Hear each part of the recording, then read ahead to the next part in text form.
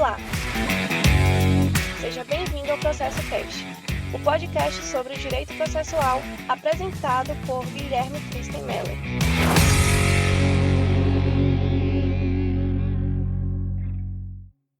Olá, seja bem-vindo ao Processo Cast.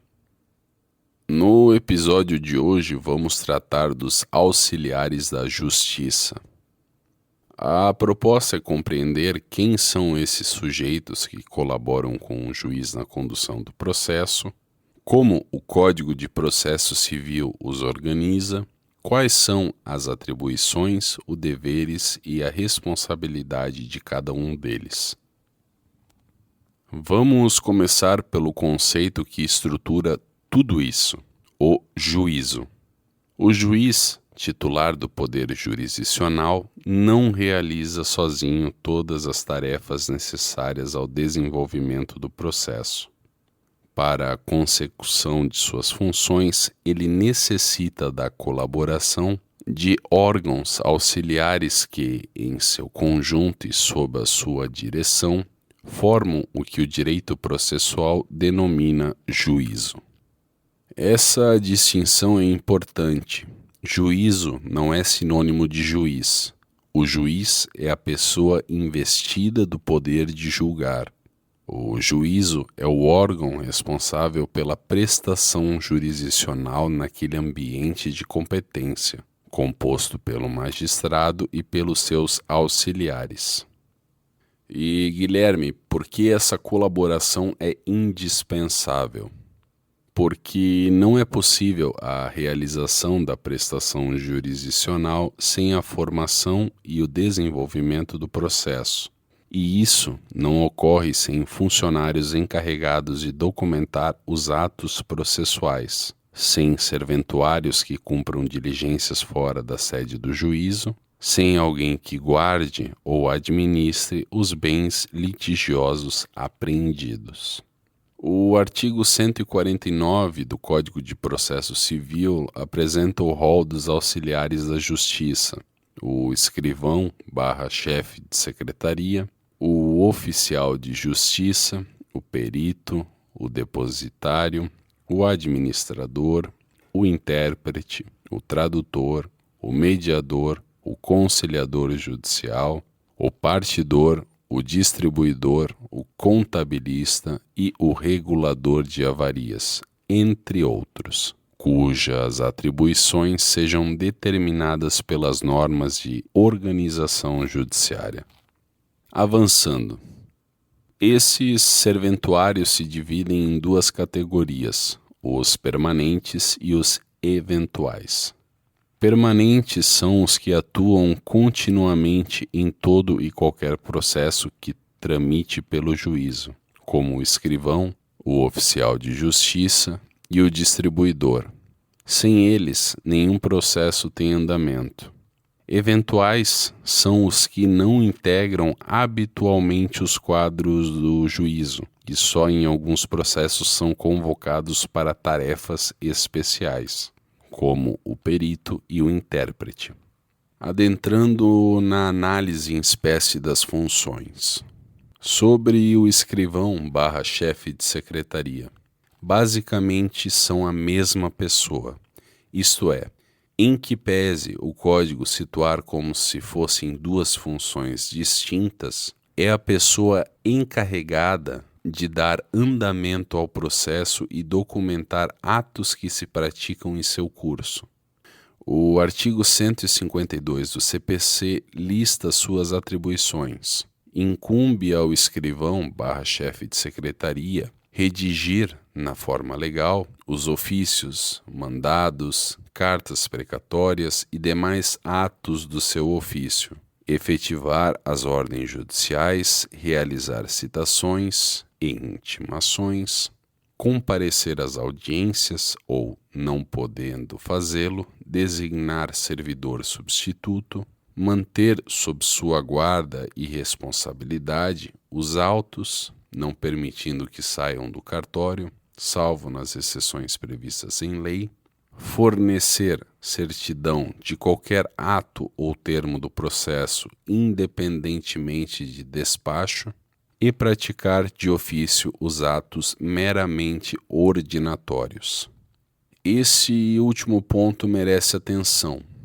Os atos meramente ordinatórios, como a juntada de documentos e a vista obrigatória, independem de despacho do juiz e devem ser praticados de ofício pelo servidor, sujeitando-se à revisão judicial quando necessário.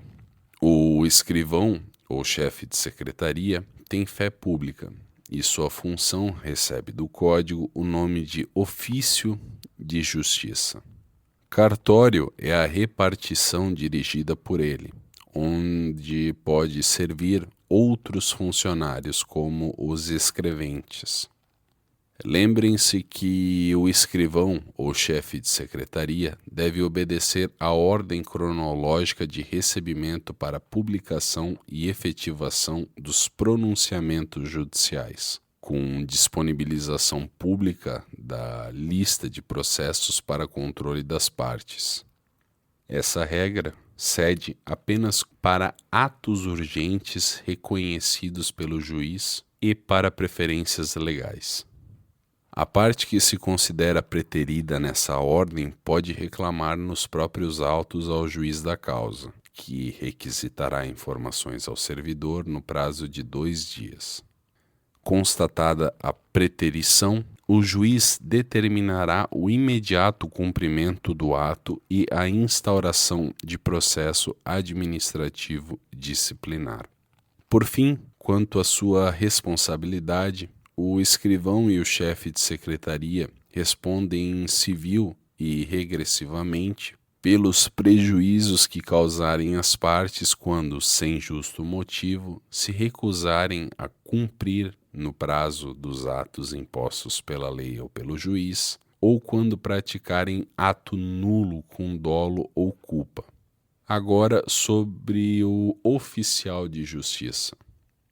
É o funcionário do juízo encarregado de cumprir os mandados relativos a diligências fora do cartório, citações, intimações, notificações, penhoras, sequestros, busca e apreensão, emissão de posse e condução de testemunhas. Trata-se do antigo meirinho. A sua função é subalterna e consiste em cumprir ordens dos juízes, expressas ordinariamente em documentos escritos, denominados mandados.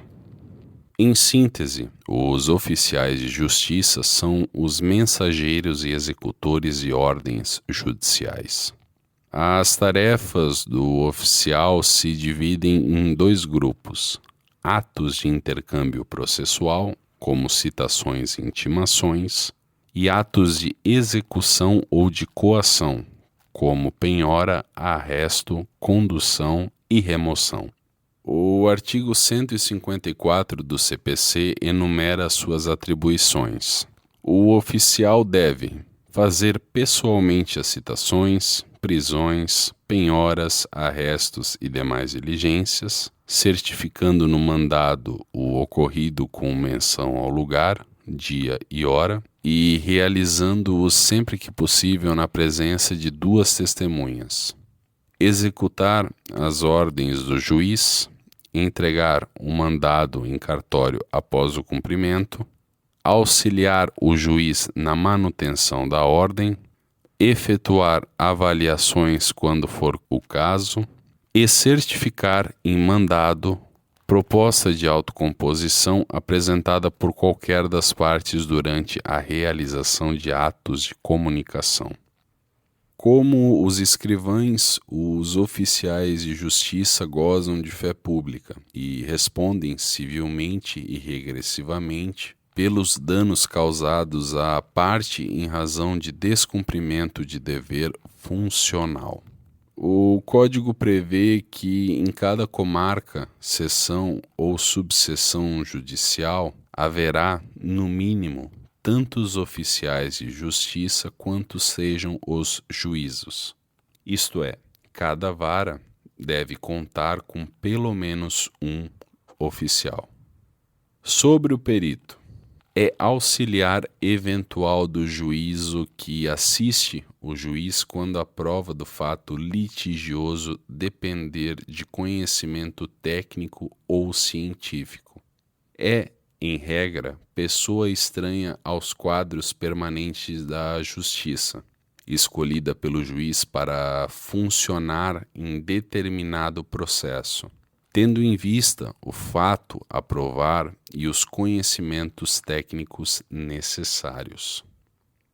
Um ponto que merece registro: a nomeação do perito é indispensável mesmo que o juiz possua conhecimento técnico pertinente à apuração do fato. Isso porque a avaliação pericial se sujeita a procedimento especial, sob controle e participação dos litigantes em contraditório. O juiz não pode substituir os critérios técnicos do perito por sua própria análise, nem dispensar a perícia a pretexto de valer-se de conhecimentos pessoais. Os peritos são nomeados entre profissionais legalmente habilitados e órgãos técnicos ou científicos inscritos em cadastro mantido pelo tribunal ao qual o juiz está vinculado. Quando não houver profissionais qualificados no local da perícia, a nomeação é de livre escolha do juiz e deve recair sobre profissional comprovadamente detentor de conhecimento necessário.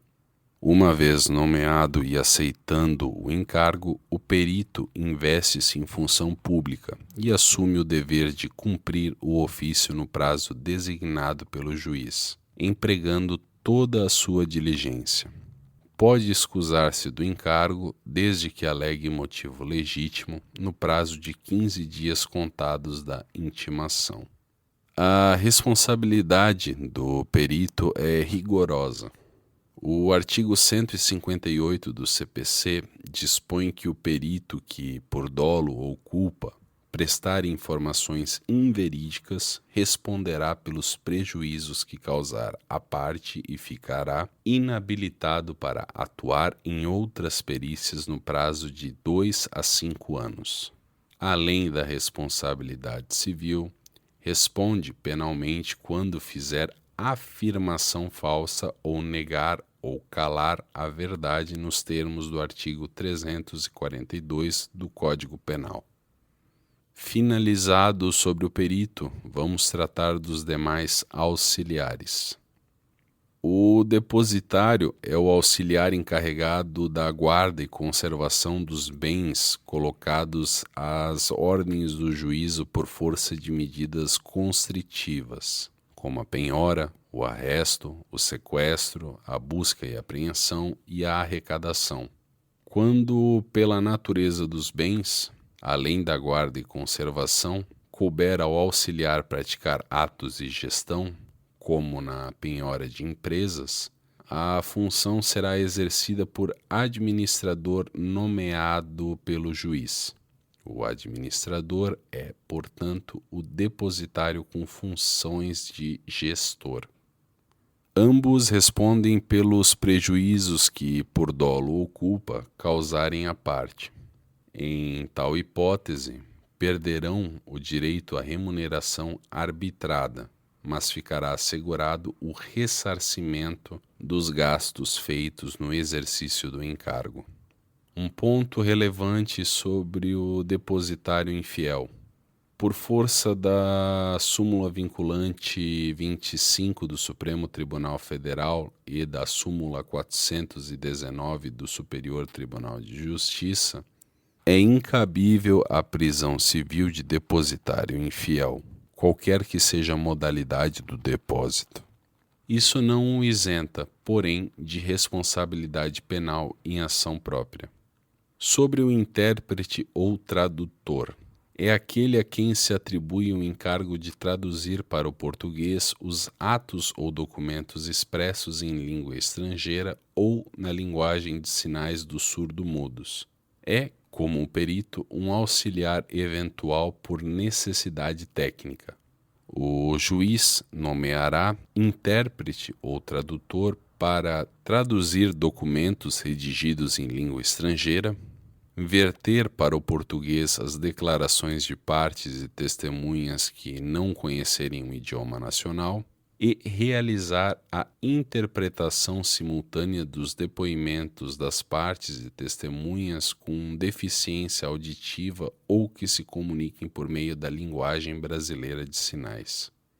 A função não pode recair sobre quem não tiver a livre administração de seus bens, for arrolado como testemunha, ou atuar como perito no processo, ou ainda estiver inabilitado ao exercício da profissão por sentença penal condenatória.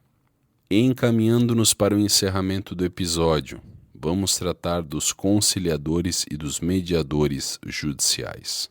A atividade de ambos é regida por 7 princípios previstos no artigo 166 do CPC, quais sejam independência, imparcialidade, autonomia da vontade, confidencialidade, oralidade, informalidade e decisão informada. Destaco a confidencialidade.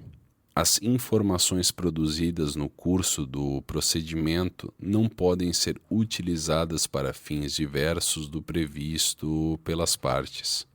Essa obrigação se estende aos próprios conciliadores e mediadores que não podem divulgar nem depor sobre os fatos e elementos do procedimento. Friso que o sistema do Código não é de obrigatoriedade de prévia busca da solução conciliatória, como uma espécie de requisito para ingresso em juízo. A utilização da conciliação ou mediação pelas partes é facultativa, pelo menos era a ideia do legislador final de 2015. Para operacionalizar essa sistemática, o Código determina que cada tribunal crie centros judiciários de solução consensual de conflitos, responsáveis pela realização de sessões e audiências de conciliação e mediação. Esse modelo já era estimulado pelo Conselho Nacional de Justiça desde a Resolução 125 de 2010, mesmo antes da vigência do Código atual. Anoto, em adendo, que o conciliador ou mediador que participou de um procedimento fica impedido de assessorar, representar ou patrocinar qualquer das partes pelo prazo de 1 ano contado do término da última audiência em que atuou. E o profissional que atuar em procedimento de mediação ou conciliação, com impedimento ou suspensão, ou que agir com dolo ou culpa, será excluído do respectivo cadastro, após apuração em processo administrativo. Por fim, sobre os auxiliares eventuais em geral. Além dos que vimos até aqui, o Código prevê o concurso de vários outros auxiliares convocados em circunstâncias especiais do procedimento. O serviço postal, serviço telegráfico, a imprensa oficial ou particular, a força policial, os leiloeiros, o corretor da Bolsa de Valores, o terceiro detentor de documentos, os assistentes técnicos, o curador especial, entre outros. Todos chamados ao processo conforme a necessidade específica de cada ato. Este é o Processo Cast. A obra de arte escolhida para a capa deste episódio é a Court of Exchequer, Westminster Hall, de vários artistas. Se você gostou deste episódio e do conteúdo deste podcast, peço que considere seguir o programa na plataforma de sua preferência e avaliá-lo com 5 estrelas. Agora, os ouvintes do podcast recebem desconto sobre todas as obras que eu escrevi e participei publicadas na editora Totti. Na hora de finalizar a sua compra, utilize o cupom ProcessoCast15 para garantir o desconto. O cupom é por tempo limitado. Aguardo vocês no próximo episódio. Até mais. Tchau.